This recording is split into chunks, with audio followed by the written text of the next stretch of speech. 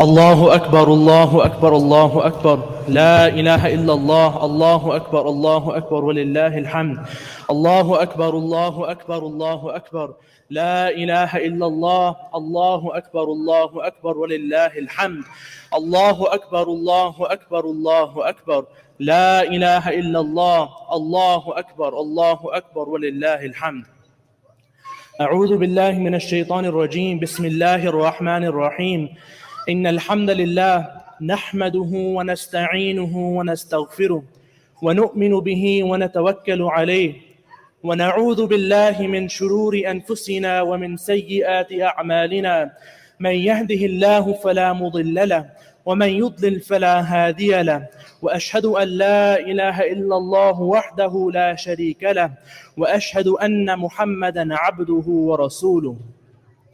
يا أيها الذين آمنوا اتقوا الله حق تقاته ولا تموتن إلا وأنتم مسلمون. يا أيها الناس اتقوا ربكم الذي خلقكم من نفس واحدة وخلق منها زوجها وبث منهما رجالا كثيرا ونساء واتقوا الله الذي تساءلون به والأرحام إن الله كان عليكم رقيبا. يا أيها الذين آمنوا اتقوا الله وقولوا قولا سديدا يصلح لكم أعمالكم ويغفر لكم ذنوبكم ومن يطع الله ورسوله فقد فاز فوزا عظيما.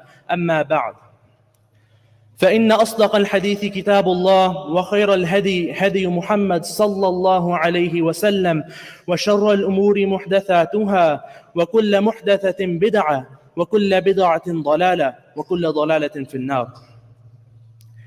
As always, I start in the name of Allah subhanahu wa ta'ala, and I send peace and blessings upon our beloved Prophet Muhammad sallallahu alayhi wa sallam. Today is the day of Tawheed. It is the day of Iman. Today is the day of victory. It is a day of celebration. Today is the day of Eid-ul, the festival of sacrifice. In Islam, we celebrate two different types of Eid. And while they may seem completely unrelated on the surface, if we dig a little deeper, we start to see the many similarities that they share. As we all know, Eid-ul-Fitr falls immediately after the month of Ramadan. And the 10 nights that fall before Eid are considered to be the most blessed nights of the year. Similarly, what many of us don't know or tend to forget is that the 10 days or the 9 days before Eid-ul-Adha are the most blessed days throughout the whole year. Just as Laylatul Qadr is the most sacred night of the year, the day of Arafah, which falls before Eid-ul-Adha, is the most sacred day of the year. Just yesterday, many of us fasted for the day of Arafah because it is said that our sins would be forgiven. But the day of Arafah is much more than that. It is a day of worship, a day that Allah subhanahu wa ta'ala frees more people from the hellfire than any other day. Arafah marks the completion of Hajj, and Eid is part of that celebration. Umar radiallahu anhu was approached by a group of Jews. When they talked about an ayah in Surah Ma'idah, they asked about an ayah that Allah subhanahu wa ta'ala had revealed. Allah subhanahu wa ta'ala says, اليوم أكملت لكم دينكم وأتممت عليكم نعمتي ورضيت لكم الإسلام دينا. That this day I have perfected for you your religion. I have completed my favor upon you and approved Islam as your religion. When the Jews asked Umar radiallahu anhu about this, they said that if such an ayah was in our books, we would take that day that it was revealed to be a day of celebration. And Umar radiallahu anhu responded that by Allah, I was there when this ayah was revealed. And it was revealed on the day of Arafah. Today is a day that honors a great sacrifice that was made by our father Ibrahim alayhi salatu wassalam. He was willing to do anything and everything to please Allah subhanahu wa ta'ala, even if it meant sacrificing his own son, Ismail. And Ismail alayhi salam was willing to sacrifice not himself, not only to please his father, but to please Allah subhanahu wa ta'ala on a greater scale. But today, I don't want to just focus on the sacrifice, but what it took to make that sacrifice. And what is that? Is it dedication? Is it due to a lack of love? No, it is because of his iman, because of his tawakkul on Allah subhanahu wa ta'ala. It takes complete and foolproof iman, complete and foolproof faith in somebody or something in order to even think about making a sacrifice like that. It is something that Ibrahim alayhi salatu wasalam was able to manifest to a level that you and I will never be able to get to. It takes a lot for any of us to even slaughter an animal. Imagine having to sacrifice your own kid or your loved one. Ibrahim alayhi salatu wasalam left Ismail stranded as a baby with Hajar in the middle of the desert with nothing, by the command of Allah subhanahu wa ta'ala. And just a short while after, he comes back and tells Ismail alayhi salam that I had this dream in which you are being sacrificed. And as we all know, a prophet's dream is something that is to not be taken lightly. It is a command by Allah subhanahu wa ta'ala. We look at the society that we live in today, a society in which we have little to no respect left for our parents. Imagine that you're in the shoes of Ismail alayhi salam. Not a single one of us would have the strength that it took to accept that fate. Ismail alayhi salam had full faith and tawakkul on Allah subhanahu wa ta'ala, so much love for Allah subhanahu wa ta'ala as well as his father, so much to the fact that he told his father to blindfold him so that he wouldn't resist. Because this was the will of Allah subhanahu wa ta'ala, subhanallah. The level of love and iman and tawakkul that Ismail alayhi salam had on that day as a child trumps all of our iman, even at the peak of our lives. But when we truly look at it, as Muslims, our entire life is about sacrifice. You sacrifice your desires to stay away from sin. You sacrifice your time in the way of Allah subhanahu wa ta'ala. You sacrifice your money to help those in need. Good deeds are all about sacrificing sin. You sacrifice your emotion in order to not sin when you lose your temper. You sacrifice your time and your energy to help others. Even each of the pillars requires sacrifice.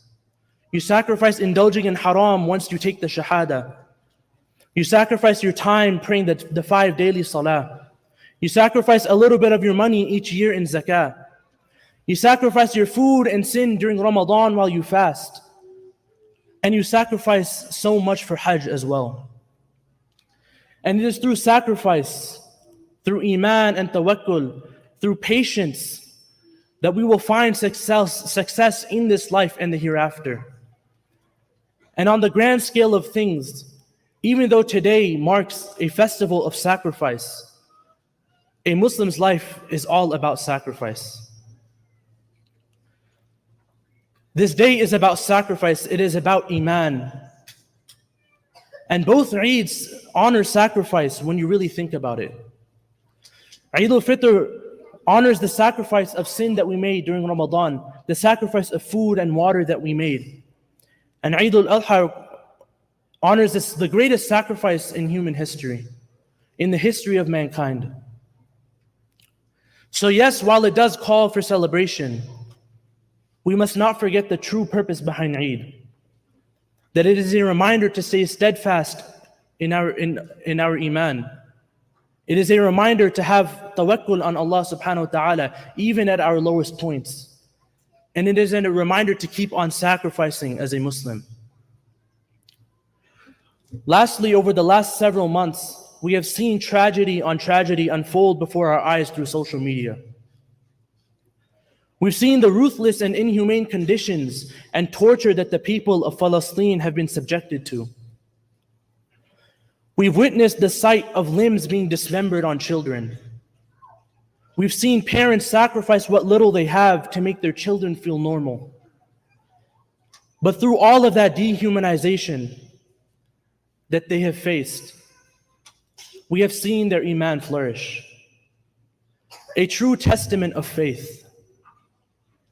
The tawakkul that they have on Allah subhanahu wa ta'ala is something that none of us will be able to manifest to a level that they have.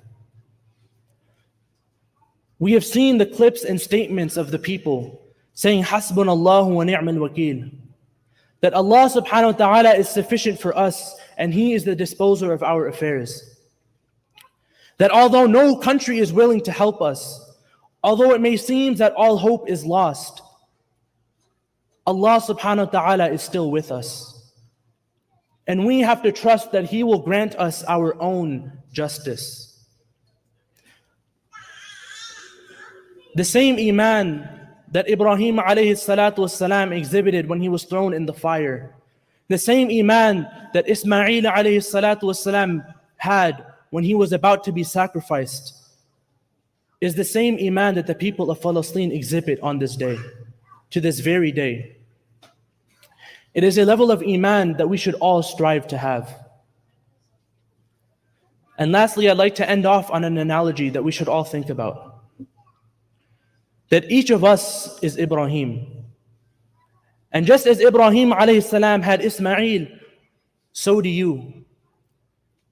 Your Ismail may be your wealth. Your Ismail may be your position. Your Ismail may be your title.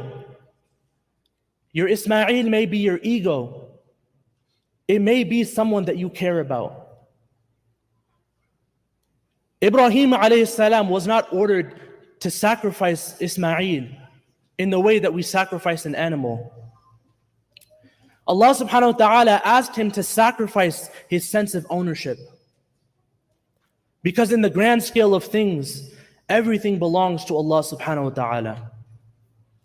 I pray that Allah subhanahu wa ta'ala allows us to come closer to Him and to strengthen our iman. Ameen. I pray that Allah subhanahu wa ta'ala blesses our Eids and that He blesses our families and He blesses our lives. Ameen. And I ask Allah subhanahu wa ta'ala that He grants victories to our brothers and sisters suffering all around the world, especially in Palestine. أقول قولي هذا وأستغفر الله لي ولكم ولسائر المسلمين فاستغفروه إنه هو الغفور الرحيم.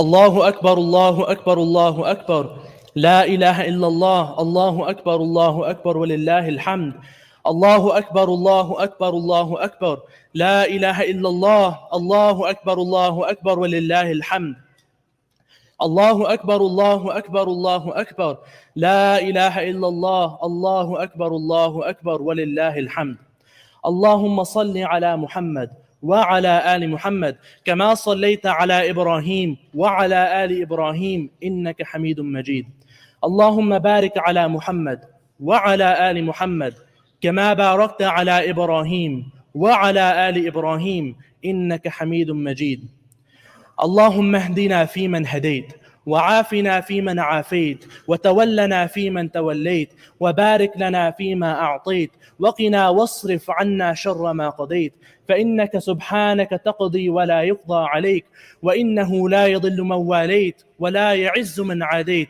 تباركت ربنا وتعاليت عباد الله إن الله يأمر بالعدل والإحسان وإيتاء ذي القربى وينهى عن الفحشاء والمنكر والبغي يعظكم لعلكم تذكرون اذكروا الله يذكركم واشكروه يزدكم ولذكر الله أكبر والله يعلم ما تسمعون وعيد مبارك.